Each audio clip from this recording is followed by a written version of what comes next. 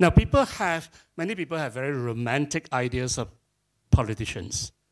Even though they are often frustrated by them, deep down they believe that politicians should be statesmen. They should always think about the next generations and so on.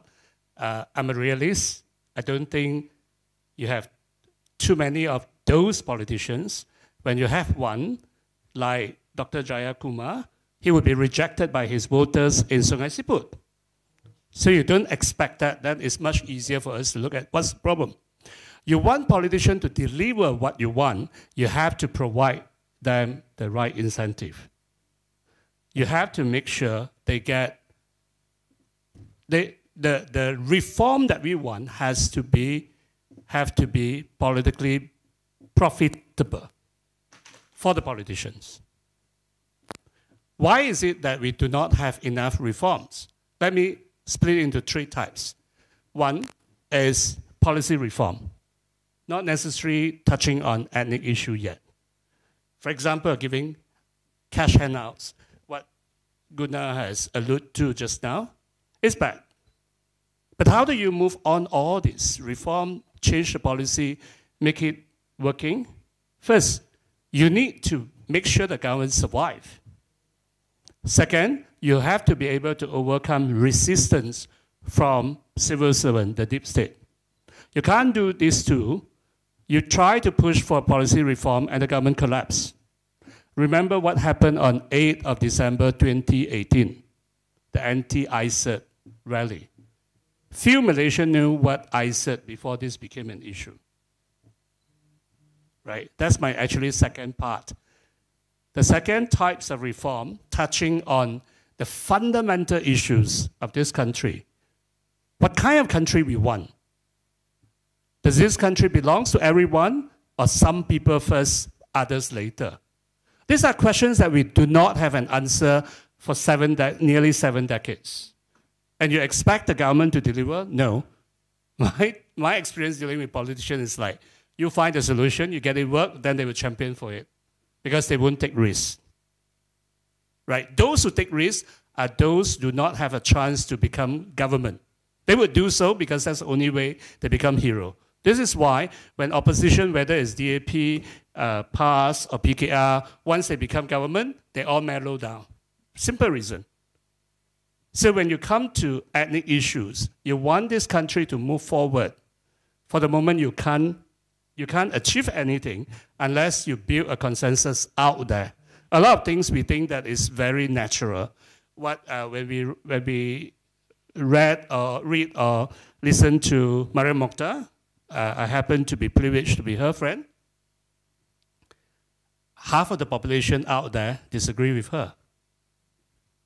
How do you get people to see the common point? That type of reform is on democracy and rule of law. This is the part that, how do you deal with your opposition? This is where the Prime Minister has least resistance.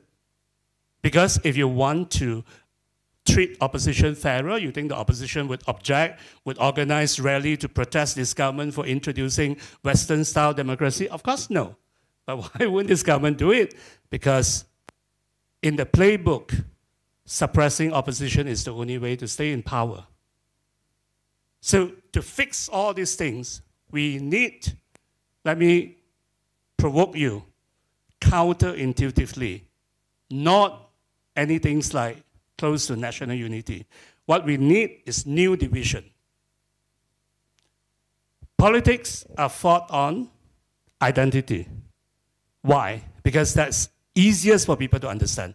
You don't need to have any education for you to know that you're different from someone else. All politicians would use that unless they have other way to offer. The second types of competitions is based on patronage. If I have money, I can give people money, I get their heart, I don't have to be nasty. As simple as that. I may have to be nasty to win votes, but if I'm already in government, I can afford to be less nasty if I have money to pay. But that also means that your government would end up spending a lot of money, right? And that brings down economy. Third way is to develop policy differences. And that's what democracy is supposed to be, that you get people to compete to offer better solutions to the problem. So whoever wins, the people win. Now that is not happening. The solution that, sir, you are asking is that we have to create political division based on policy differences. And this is why I would say what we need to do. And I would like to start answering your question, sir. Can we get smarter minister? I would tell you, it's going to be very hard. Don't hope for too much, otherwise you'll be disappointed. Why? This is a parliamentary system. It's not a presidential system. The Prime Minister derives his support from the Parliament. He has to appoint his parliamentary colleagues into the cabinet for survival. And having a government consisting of 18 parties, he has to balance not just between the parties, also ethnicity, gender, generation, region. How do you get the best team? No way. And this would forever be his problem. How to make his government look a bit better? You can't avoid having some stupid people among the minister. But you can make them look less stupid if you have a good contrast group. This is why I have been advocating for so long that the government should recognize shadow cabinet from the opposition. Pay them 1/3 of the minister's salary, 5,000 a month. Immediately people would compare and say, well, if the minister in charge of food security is not good, what can we get from the shadow minister in charge of food security? Right? That forced parties, the opposition, to offer better policy.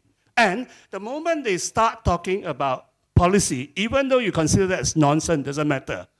They have only the same amount of time. The media have the same amount of space to report on politicians. The more they talk about policy, the less they can only talk about religion, concert, attire, and so on. You have to distract them.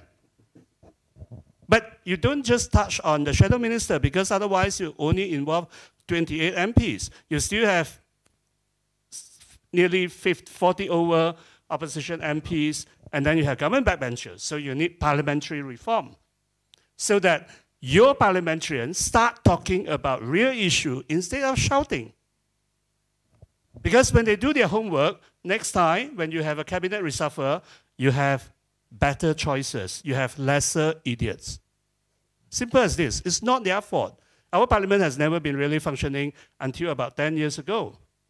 You don't expect change overnight, right? Recognizing shadow cabinet, parliamentary reform, having more committee so that government backbenchers and opposition MPs can talk about business. What else we need? We need to have